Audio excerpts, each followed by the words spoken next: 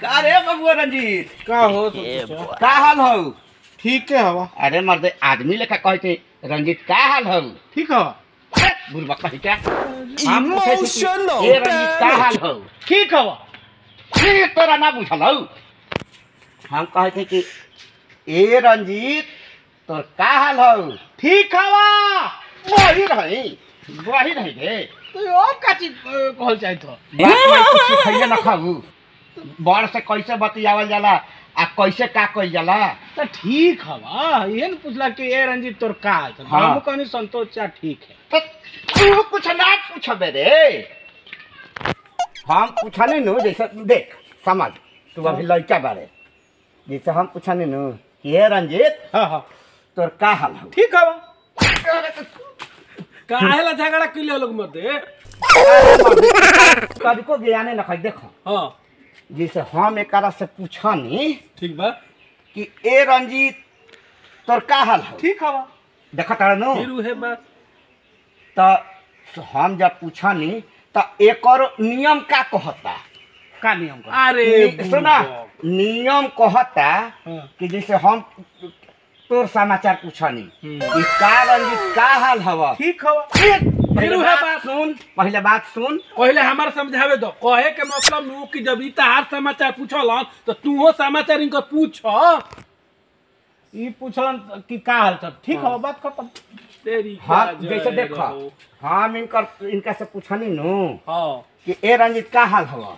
ठीक है फिर मर्द कहता कि ठीक हवा एकदम माथा खराब कइले लोग फिर कहता कि ठीक माने हवा। हमार ठीक बता मैंने खराब कैसे कह दी तो तू हम मर दे पूछ अच्छा सुना हमार बात हम कह खेवा इहे बतिया कहल चाहे थे कि जैसे हम तेरा से पूछा नहीं हां का कि ए रंजीत तोर का हाल है? ठीक है भाई को अरे दादा हम तो तू लोग एक के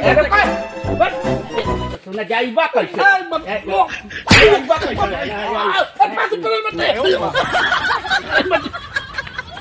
सुना हाँ सुना हमार बात पहले बात सुनो हाँ हमार बात सुना जब हम कहनी मुहावा मत खोलिया ना तो फोड़ देबे के फाइट में कहने कि ए रंजीत तहार का हाल बा? ठीक है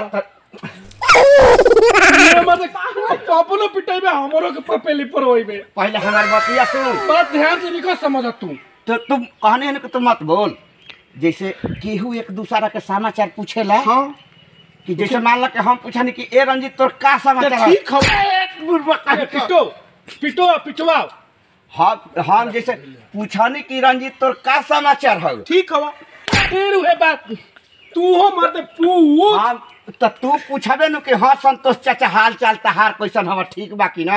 ई बात हम ना पूछ सकते हमार बाबू मना कर जा तै काहे ना पूछी एक बात है ना पूछी हमारा कहे ना सब कम ना रह हम ना छोटा कर हम चलो नहीं बदे सुन हम जाए कि बदे कैसे चल जीबे सुन हमार बात जाइबा कैसे फिर हम जाए कि मयाटा पिसवा जाए कि ना मयाटा पिसवा जाए कि बा एकरा से तू कहवा दो कि ए हम बीच में का करेला हम जाए कहीं तो देखई मारा पीटी कइले हल त ना कहीं सुना अरे पहले जैसा हम पूछा नहीं कि ए रंजीत तोर का समाचार बा? ठीक है पिटो पिटो ले ना पूछबे रे पोस यो बात तोरा ऐसा आदमी रही है तो ई धरती तुरंत बैठ जाई कोनो शिष्टाचार नहीं है आज के जमाना में केहू के समाचार पूछे लायक नहीं है थरलौजी कर देलक आज हमारा जो